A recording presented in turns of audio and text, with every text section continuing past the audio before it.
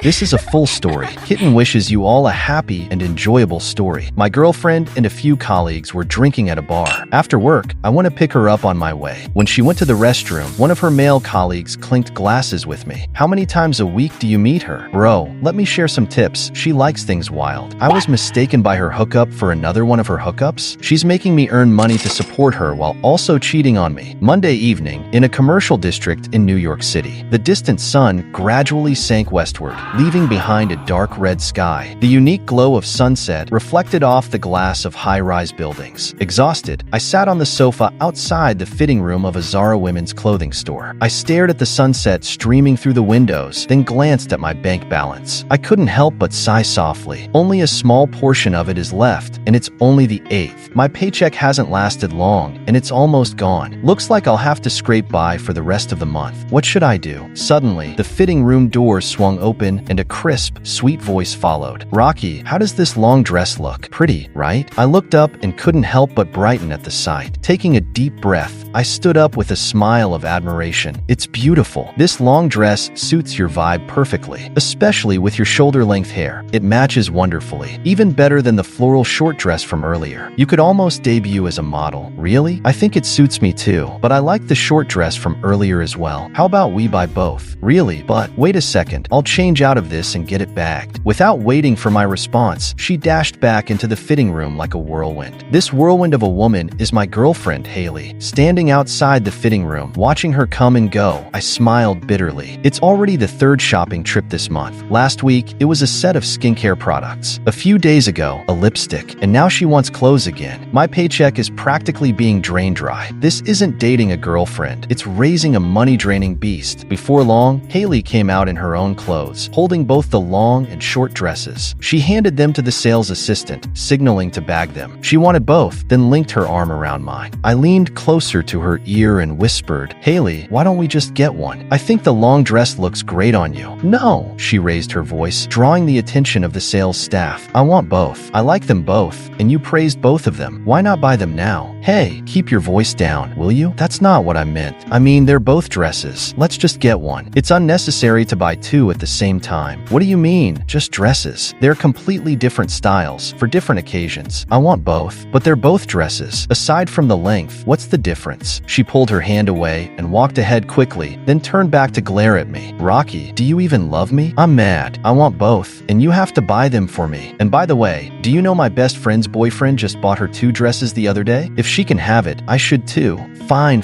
Buy them both. Is that okay now?" I chased after her, grabbing her wrist and apologizing repeatedly. "Don't be mad, okay? It's not that I don't want to buy them. I just thought buying 2 dresses at once wasn't necessary. But if you really like them, of course, I'll buy both for you." "Hee hee, you're so good to me, baby. I knew you loved me." "Thank you, sweetie." Her anger turned to joy when I agreed, and she stood on tiptoes to give me a quick peck on the cheek. Linking her arm around mine again, she said, "But you know, I dress up so prettily just to make you look good, don't I? You should thank me. Oh, by the way, we're having a department gathering at a bar this Friday. Remember to come pick me up?" I could only manage a bitter smile, but since I had just appeased her, I had to go along with her wishes. Feigning gratitude, I agreed to pick her up on Friday. As the store processed the payment through PayPal, a wave of heartache washed over me. If this were a battle, I knew I had lost. The moment she said, "Don't you love me? And if she can have it, I should too," I had lost completely. No matter how I explained, she would deny it outright. She'd end with cries of, "You just don't love me anymore," making any explanation meaningless. Friday, a little past 7 p.m. After receiving a message from my girlfriend, Hailey, with the bar address and a request to pick her up, I calculated the time and distance. If I left now, I'd arrive just as their gathering ended. So, after saying goodbye to my colleagues, I left the office. When will these endless overtime days finally end? As I scanned a shared bike downstairs, I grumbled inwardly. They promised a 5:30 p.m. end time during the interview, but every day, I'm here until 7 p.m., and there's not a cent of overtime pay. Being an accountant is no easy job. Riding the shared bike, I weaved through the city, navigating this place where not an inch of land belongs to me. Guided by the GPS voice, I made turns or went straight as instructed. 3 years in this city, and I've gained almost nothing. But at least I said goodbye to 28 years of being single. I finally have a girlfriend. When the GPS announced the destination was nearby, I scanned the surroundings and spotted the bar. After parking the bike, I entered the dazzling environment excitement inside. The moment I stepped in, I saw Hailey and her colleagues, 6 or 7 people, a mix of men and women. As I approached, I noticed Hailey was already half drunk, her flushed cheeks glowing, half-lidded eyes turned toward me, and she called my name. Rocky, her voice sweet and sultry, her gaze filled with unspeakable desire, utterly enchanting. It was a side of her I had never seen before. The thought that her colleagues and friends had likely witnessed this often stirred a twinge of jealousy within me. Hailey said she needed to use the restroom and told me to sit down and have a drink. Her colleagues enthusiastically welcomed me, so I reluctantly sat down next to one of her male colleagues. The atmosphere didn't change with my arrival or Hailey's temporary absence. The group laughed and chatted boisterously, the energy vibrant and noisy. They were gossiping about work, which I wasn't familiar with, so I stayed silent, just waiting for Hailey to return so we could leave. Then the male colleague beside me raised his glass toward me. Though I don't enjoy drinking, I quickly picked up my glass and clinked it with his, downing the drink with a grimace. It tasted bitter. Leaning closer, he whispered conspiratorially, "How many times a week do you hook up with her? Let me give you some tips. She likes things wild." What did you say? I was stunned, thinking I'd misheard after just one drink. "Hailey," he said smugly, "let me tell you, she's really wild. Last month, during lunch break, we even hooked up in the office restroom." He chuckled, clearly proud. "How about that? Bet you didn't see that coming. She was the one who suggested the restroom." I was totally shocked at the time. "Is that so?" My heart clenched painfully, my face darkening. "Are you serious? You're not messing with me, are you?" "Of course I'm serious. Don't believe me? I even have a picture of her biting me. Here, come closer. I'll show you." In the dim, noisy bar, he didn't notice the change in my expression. Thinking I was still skeptical, he opened his photo album. Seeing the undeniable evidence in his phone shattered my last bit of hope. My fists clenched, veins bulging, cold fury coursing through me. Suppressing my rage, I gritted my teeth and said in a trembling voice, "She's really wild. I had no idea." "Exactly. I'm not lying to you. She's notorious for being loose at our company. To get promotions, she's slept with all the senior management. She loves money and is incredibly vain.